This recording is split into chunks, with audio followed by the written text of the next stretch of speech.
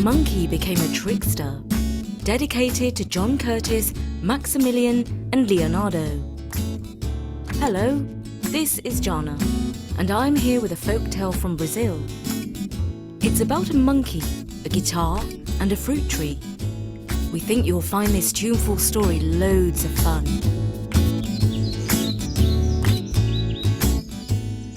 Once upon a time, there was a beautiful garden in which grew all sorts of fruits. Many beasts lived in the garden, and they were allowed to eat the fruits whenever they wished. But they were asked to follow just one rule. They must make a low, polite bow to the fruit tree, call it by its name, and say, "Please give me a taste of your fruit." They had to be careful to remember the tree's correct name and not to forget to say please. It was also important that they should not be greedy.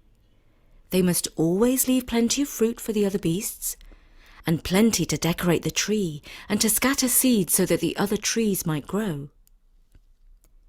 If they wished to eat figs, they had to say, oh fig tree, please give me a taste of your fruit." Or if they wished to eat oranges, they had to say, "Oh, orange tree, please give me a taste of your fruit."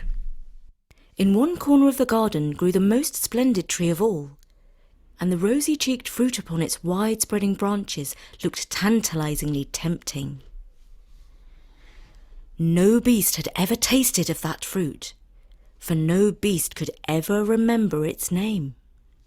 In a tiny house near the edge of the garden lived a little old woman who knew the names of all the fruit trees. The beasts often went to her and asked the name of this wonderful fruit tree. But the tree was so far distant from the tiny house of the little old woman that no beast could ever remember the long, hard name by the time they reached the fruit tree. At last, the monkey thought of a trick. Perhaps you do not know it, but the monkey can play the guitar. He always played when the beasts gathered together in the garden to dance. The monkey went to the tiny house of the little old woman, carrying his guitar under his arm. When she told him the long, hard name of the wonderful fruit tree, he made up a little tune to it, all his own, and sang it over and over again, all the way from the tiny house of the little old woman to the corner of the garden where the wonderful fruit tree grew. When any of the other beasts met him and asked him what new song he was singing to his guitar, he never said a word. He marched straight on, playing his little tune over and over again on his guitar and singing softly the long, hard name. Pegadina-minga pongo tree, Pegadina-minga pongo tree. Please, please, please, pretty please, please give fruit to me. Pegadina-minga pongo tree, Pegadina-minga pongo tree. Please, please, pretty please, give me fruit to me. Pegadina-minga pongo tree, Pegadina-minga pongo tree. Please, please, please, pretty please, give me macacamine.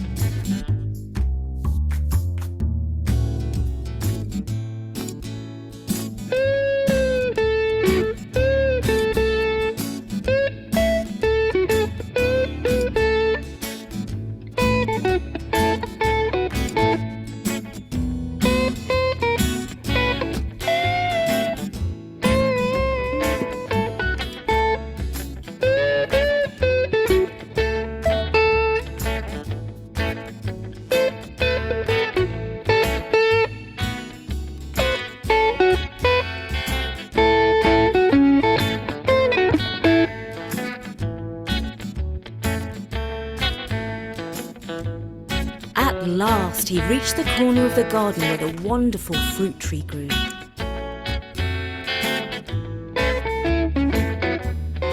He had never seen it look so beautiful. The rosy-cheeked fruit, glowed in the bright sunlight. The monkey could hardly wait to make his bow and say the long hard name over again twice and ask for the fruit with a please. What a beautiful colour and what a delicious odour that fruit had. The monkey had never in all his life been so near to anything which smelt so good. He took a big bite. Oh, what a face he made! That beautiful sweet-smelling fruit was bitter and sour, and it had a nasty, nasty taste. He threw it away from him as far as he could. The monkey never forgot the tree's long, hard name and the little tune he had sung.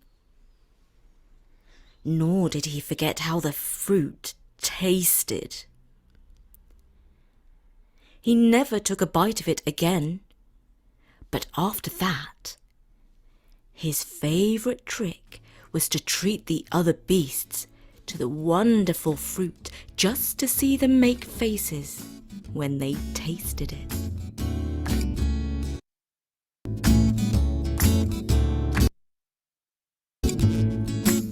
And that was the story of how the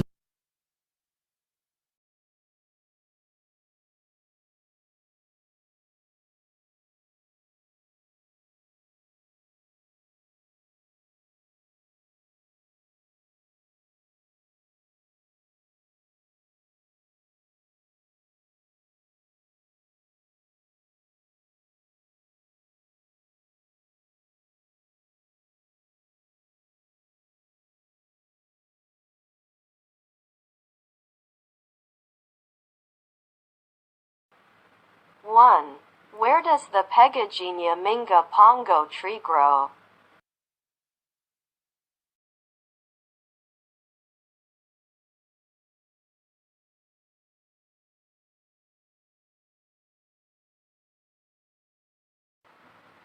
Two. What word should not be forgotten when you want to pick and eat fruit in the garden?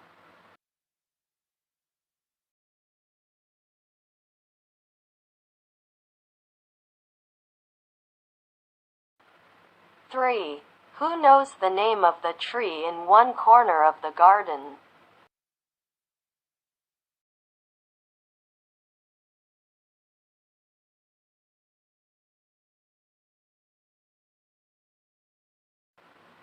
Four. When does the monkey always play his guitar?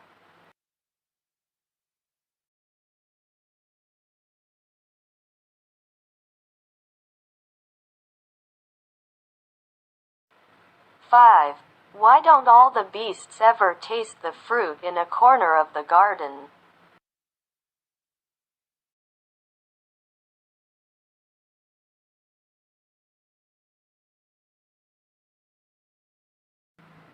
Six. Many blah blah blah lived in the garden and they were allowed to eat the fruits whenever they wished.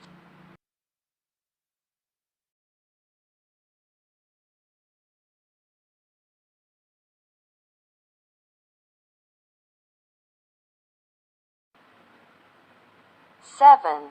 And plenty to decorate the tree and to blah blah blah seeds so that other trees might grow.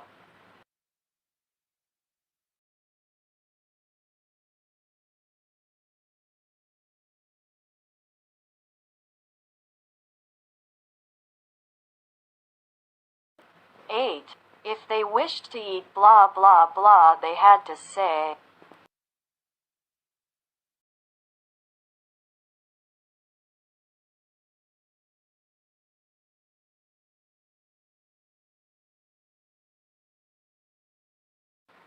Nine.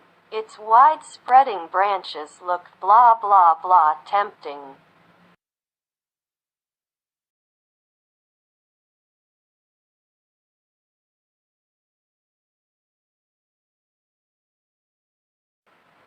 Ten. In a tiny house near the blah blah blah of the garden, lived a little old woman who knew the names of all the fruit trees.